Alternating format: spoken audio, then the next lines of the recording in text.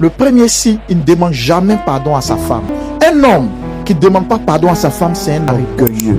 Caïn, c'est le modèle de personne qui n'aiment pas qu'on leur fasse des reproches. Si tu es comme ça, tu vas détruire ta vie. Parce que quand tu n'aimes pas qu'on te fasse des reproches, quand par exemple tu es une femme et que par exemple tu fais un restaurant et que tu as des amis et que tes amis savent que tu n'aimes pas ça, même le jour où tu prépares que ta nourriture n'est pas bonne, ils ne te diront pas, oh ça ne marche pas, je ne comprends pas, le pasteur n'a pas prié pour moi, et mon restaurant là, vraiment ça me... tout mon coin est bien comme ça, c'est chic. Regarde, c'est au Vallon même. Regarde, les gens du Vallon sont riches et puis ils ne viennent même pas acheter. Tes camarades ne peuvent pas te dire que le placali n'est pas doux. Ils ne peuvent pas te dire que ce que tu appelles shawarma africain n'est pas doux. Ils ne peuvent pas te dire que tes nems que tu... Ils ne peuvent pas te le dire parce que tu vas... En fait, tu ne vas pas comprendre le bien fondé de ce qu'ils te disent pour améliorer ton travail. Elle est jalouse. Tu vois, c'est ce que tu retiens. Elle est jalouse. Il a fait un tchèp vietnamien. Hein? Le tchèp, quand ils sont vietnamiens, où il y a un côté qui n'est pas cuit, on ne peut pas dire. Il a fait un tchèp vietnamien. Personne ne sait faire ça ici. C'est moi qui sais faire le tchèp vietnamien de façon sautée à la version hongroise. C'est-à-dire tu connais les noms. Mais le nom que tu dis n'a rien à voir le goût. Mais le nom que tu dis n'a rien à voir le goût. N'a rien à voir avec le goût. À la version hongroise. Ok. C'est pas cuit. Mais tu n'aimes pas qu'on te fasse des reproches. Même dans la façon la plus simple, tu ne vas pas accepter. Donc quand tes camarades vont te dire, elles sont jalouses. Comment dire, Gertrude même, elle s'est préparée. Elle-même, elle est nue. Moi, la dernière fois, j'étais chez Gertrude m'a fait un truc, une sauce graine, c'était pas... Tu vois, non? Tu cherches à voir ce que Gertrude a fait. Ce qu'on te dit qui fait que ton restaurant ne marche pas. Tu n'écoutes pas. Tu veux juger les autres, Quand tu n'es pas homme, tu vas t'endurcir dans ta bêtise. Tu vas t'endurcir dans ton erreur. Ça sert à quoi?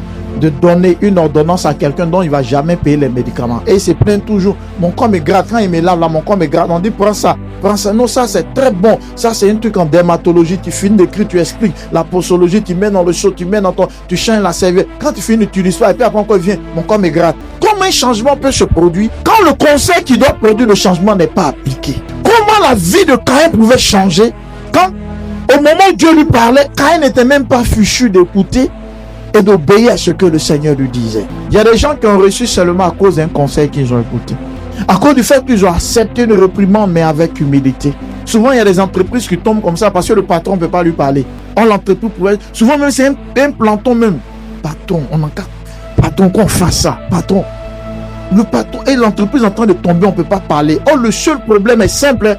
On ne lui parle pas, le patron. Non. Et l'entreprise s'écroule.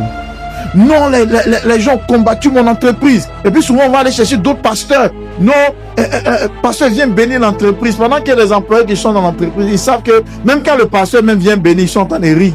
Pour dire, pasteur, tu te fatigues. Tu bénis cette entreprise. Le PDG, il n'écoute pas.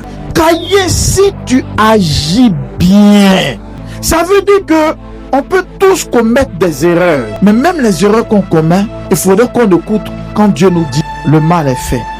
Tu ne peux pas revenir à hier, mais tu peux changer demain à partir d'aujourd'hui. À partir d'une nouvelle perception de la vie. À partir d'une nouvelle réflexion, une nouvelle mentalité. Tu peux aller loin dans ta vie. Quand on te donne des conseils ou quand on te fait des réprimandes, comment tu le perçois? Il y a des gens, même quand on te les parle, même ils te coupent là-bas. Ah, il a compris, il a compris. C'est des gens qui ne vont pas changer. Ah oui, mais j'ai compris, non, j'ai compris.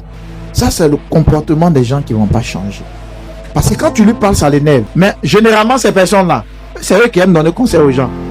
C'est eux qui connaissent comment la vie fonctionne. Non, fais pas ça. Ça, c'est pas bien. Oh, lui, quand il fait, il y a quoi? Et ce comportement de Caïn, quand c'est dans un foyer, c'est triste.